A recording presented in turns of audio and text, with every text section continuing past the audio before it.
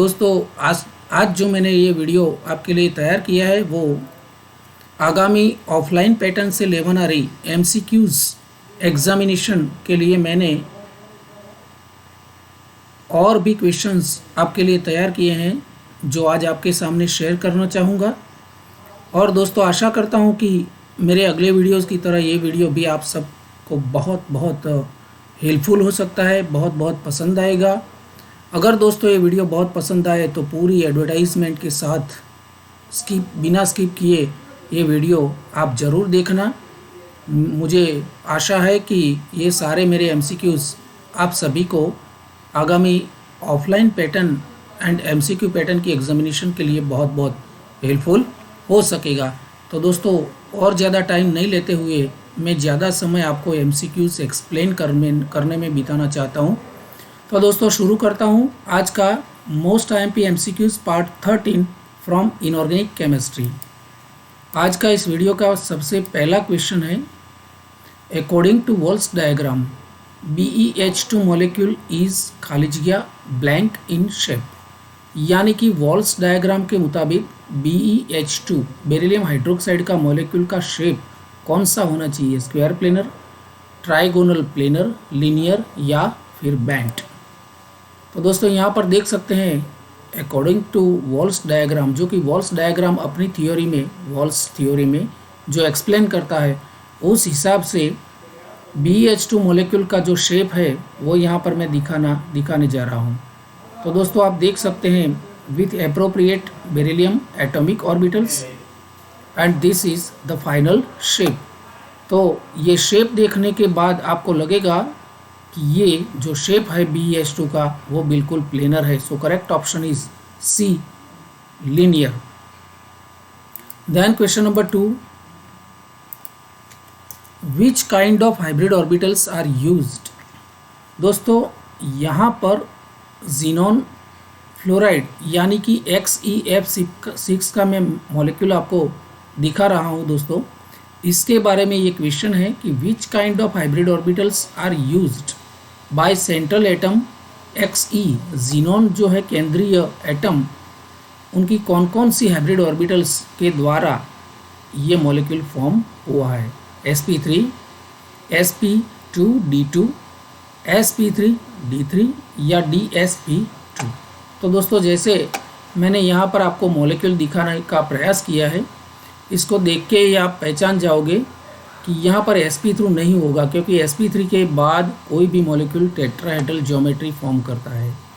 फिर ये तो 5 वाली आ गई, तो TBP हो सकता है, ट्राइगोनल बाइपिरामिडल, और dsp2 यानी कि स्क्वायर प्लेनर ज्योमेट्री जैसे PTCl4 है। तो यहाँ पर ये ऑप्शन सी जो है उसमें 3, 3, 6 और एक 7 यानी कि 7 sp3d3 हाइब्रिडाइज ऑर्बिटल्स यहाँ पर उपयोग में ली गई है जीनॉन के द्वारा। तो जो सेंट्रल एटम जीनॉन है उसमें 1, 2, 3, 4, 5 और 6, ये 3 और ये 3 है ना। तो इसके ज़रिए ये हम बोल सकते हैं कि which kind of hybrid orbitals are used by the xenon. यानी कि 3 और 3 6 है, 6 है तो यहाँ पर 6 वाला तो कोई दिखाई नहीं दे रहा है, sp3, sp2d2, sp3d3 yes.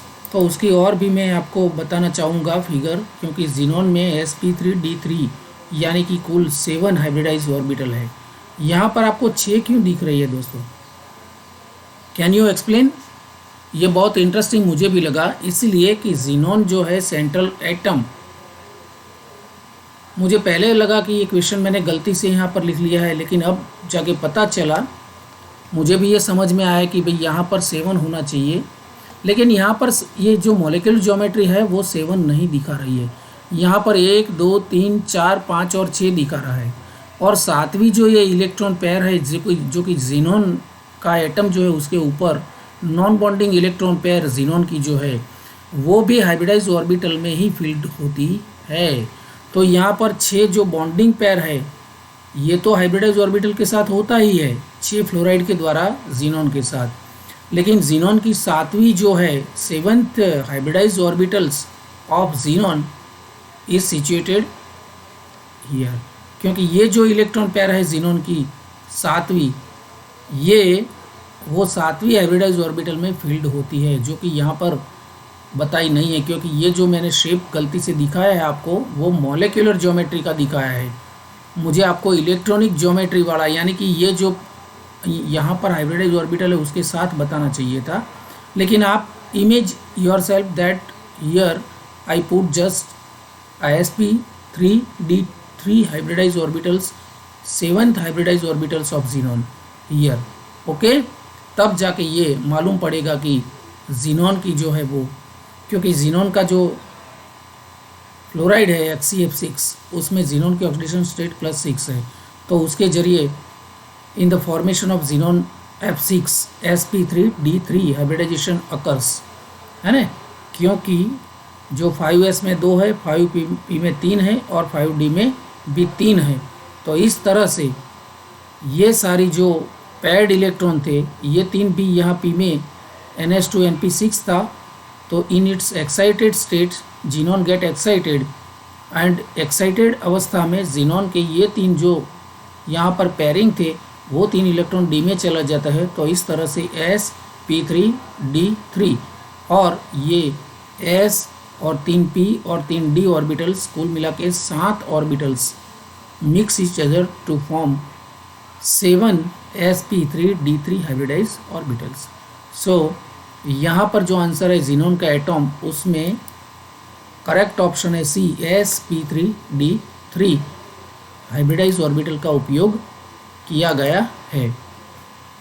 The FSF bond angle in SF6, तो दोस्तों इसमें कौन कौन सा बॉन्ड एंगल है, 120 है, 109 है, 90 एंड 20 है कि 90 एंड 180 है। तो इसके लिए हमें उसका शेप देखना पड़ेगा। तो this is nothing but the shape of SF6। तो आप देख सकते हो यहाँ पर SF6 सेंट्रल एटम जो है सल्फर, उसके आसपास सराउंडिंग में ये 6 फ्लोराइड के एटम, 4 स्क्वायर प्लेनर ज्योमेट्री में और 2 above the plane and below the plane. तो इस तरह से ये ऑक्टाहेड्रल ज्योमेट्री फॉर्म करता है, जिसमें आप दोस्तों देख सकते हैं FSF, यानी कि ये जो स्क्वायर प्लेनर, ये चौरस के अंदर जो रेगुलर स्क्वायर जो है उसके कॉर्नर पे जो फ्लोरीन है उसके साथ FSF जो बॉन्ड एंगल बनेगा वो 90 का बनेगा, क्योंकि ये तो परपेंडिकुलर है, perpendicular to the plane. So this bond, ये 4 बॉन्ड जो है इस F के साथ, ये चारों 90 एंगल का होगा। और दूसरा जो F अबव द प्लेन वाला F, S and below the plane वाला FSF, this is of 180 degree, ठीक है। और FSF ये जो सामने सामने वाला है वो भी 180 डिग्री, ये भी 100, कुल मिला के 1, 2 और 3, ये जो 3 बॉन्ड है FSF वाले ये 120 डिग्री के हैं। और ये 4 जो है FSS, FSF, FSF and FSF, ये 4 जो 90 वाले हैं। तो इसमें correct option is D, 90 degree का भी है और 3 180 डिग्री का भी है। Then question number 5, complex NiCN4 2- is thermodynamically stable. दोस्तों जैसे कि हम बहुत सालों से जानते हैं, निकल का जो NiCN4 2- कॉम्प्लेक्स है वो बहुत स्टेबल है, इसलिए हम कहते हैं कि थर्मोडाइनेमिकली बहुत स्टेबल है।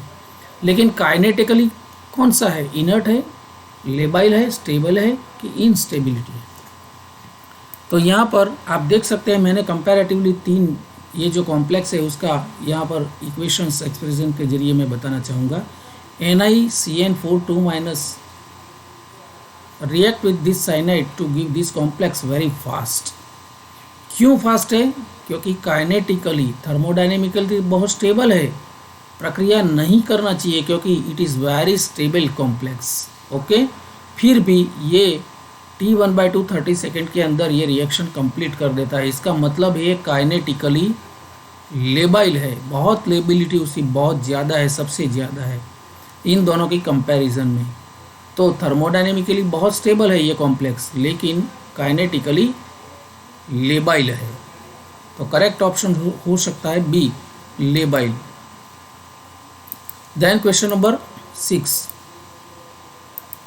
Question number 6, the complex FeH2O6 3+ shows magnetic property. दोस्तों ये पैरामैग्नेटिक है, डायामैग्नेटिक है या फिर कुछ नहीं। तो यहाँ पर मैं उसका थोड़ा डेमो दिखाना चाहूँगा, थोड़ी हिंट दिखाना चाहूँगा। Fe जिसका एटॉमिक नंबर है 26, so 4s2 3d6 in its ground state. Then in excited states आप देख सकते हैं कि ये जो कॉम्प्लेक्स हमें यहाँ क्वेश्चन में पूछा गया है उसकी जो वैलेंस है वो +3 है। तो 2 यहाँ से और 1 यहाँ से इलेक्ट्रॉन चला जाएगा, आयोनाइज हो गया। तो इसके पास D में 5 इलेक्ट्रॉन बचे हैं। और आप देख सकते हैं कि कॉम्प्लेक्स बनने के बाद भी ये अनपेयर्ड इलेक्ट्रॉन सबसे ज़्यादा है, इसमें 5 इलेक्ट्रॉन अनपेयर्ड है। तो इसकी मैग्नेटिक प्रॉपर्टी जो है वो पैरामैग्नेटिज्म, और वो भी स्ट्रांगली पैरामैग्नेटिज्म होगा। बहुत स्ट्रांग पैरामैग्नेटिज्म ये कॉम्प्लेक्स दिखाता है FeH2O6 3+ का। So correct option is B, paramagnetic. Then question number 7, kinetic stability of complexes explain a term. Kinetic stability कौन सा टर्म हमें एक्सप्लेन करता है? Activation energy, stability constant, dissociation energy या नन ऑफ दिस। तो दोस्तों यहाँ पर मैं कुछ बताना चाहूँगा आपको। Kinetic stability is related to the reactivity of metal complexes in solution, है ना। सीधी जो उसकी रिएक्टिविटी है कॉम्प्लेक्स की, उसके साथ सीधा काइनेटिक स्टेबिलिटी का रिलेशन है। And deals with the rate of the reaction, it's activation energy etcetera. तो ये जो सारे टर्म्स है, activation energy, rate of reaction, reactivity, ये सारे जो टर्म्स है उसके साथ काइनेटिक स्टेबिलिटी जो है वो सीधी रिलेटेड है। इसका मतलब है kinetic stability of complex explain. तो यहाँ पर जितने फैक्टर मैंने दिखाए हैं इसमें ये जो एक्टिवेशन एनर्जी वाला ऑप्शन है वो एक्सप्लेन करता है। तो correct option will be A. Then question number 8, generally the value of stepwise stability constant. दोस्तों स्टेप वाइज स्टेबिलिटी कांस्टेंट की वैल्यू जो है वो जनरली क्या होती है? सेम रहती है, इंक्रीज होती है, डिक्रीज होती है कि नन ऑफ दिस। तो यहाँ पर मैं कुछ आपको हिंट दिखाना चाहूँगा। The steady decrease in the value of stepwise formation constant from K1 to Kn। जैसे जैसे लिगेंड उसमें कॉम्प्लेक्स में हिस्सा लेते जाएंगे, एक से एक के बाद एक कॉम्प्लेक्स जैसे कोऑर्डिनेशन में एंटर होते जाएंगे, तो steady decrease in the value of stepwise formation constant. यानी कि स्टेप वाइज जो स्टेबिलिटी कांस्टेंट है उसमें स्टेडी डिक्रीज आता है। कांस्टेंट डिक्रीज यानी कि घटौती होती है ना। Increase in the number of ligands in coordination sphere that causes to decrease the number of H2O molecules. जैसे जैसे दूसरे लिगेंड्स कोऑर्डिनेशन स्फीयर में एंटर होते जाएंगे तो साथ साथ H2O मॉलिक्यूल जो है वो भी रिप्लेस्ड बाय दैट लिगेंड होता जाएगा। Thus the probability of replacement of water molecule decreased, है ना। तो यहाँ पर steady decrease in the value of step wise stability formation constant होता है जैसे जैसे प्रक्रिया आगे बढ़ती है। तो यहाँ पर ऑप्शन हो सकता है generally the value of stepwise stability constant is decreases. Okay, so correct option is C, decrease होती जाती है। जैसे प्रक्रिया आगे आगे जाती है तो स्टेप वाइज स्टेबिलिटी कांस्टेंट की जो वैल्यू है वो डिक्रीज होती है। तो दोस्तों इस तरह से और भी मैंने ये 8 क्वेश्चंस MCQ के फॉर्म में आपको दिखाने का प्रयास किया है। आशा करता हूँ कि आने वाली एग्जामिनेशन के लिए आप सबको ये क्वेश्चन बहुत बहुत मदद रूप हो सकता है या आपके लिए कुछ न कुछ गाइडलाइन प्रोवाइड कर सकता है। तो सभी जो MCQs मैंने आपको आज समझाने का प्रयास किया है एक्सप्लेनेशन के साथ, आशा करता हूं कि आप उसको बहुत बहुत बहुत लाइक करने वाले हैं, शेयर भी करने वाले हैं। और अभी तक आपने मेरे चैनल को सब्सक्राइब नहीं किया है और आपके कई सारे दोस्त जो हैं जो कि डिफरेंट कॉलेजेस में पढ़ाई कर रहे हैं, ये सारे बच्चों को मेरी चैनल सब्सक्राइब करवाइए ताकि आने वाले दिनों में मैं और भी कुछ न कुछ नया आपके लिए केमिस्ट्री के जरिए लाता रहूँगा। दोस्तों मेरे अगले वीडियोस की तरह इसको भी बहुत बहुत लाइक कीजिए। आपकी डिमांड के मुताबिक मुझे कमेंट बॉक्स में कुछ लिख भी सकते हैं। आने वाले दिनों में आपकी एग्जामिनेशन के लिए बहुत बहुत शुभकामनाएं देते हुए आज का ये वीडियो ख़त्म करता हूँ। धन्यवाद।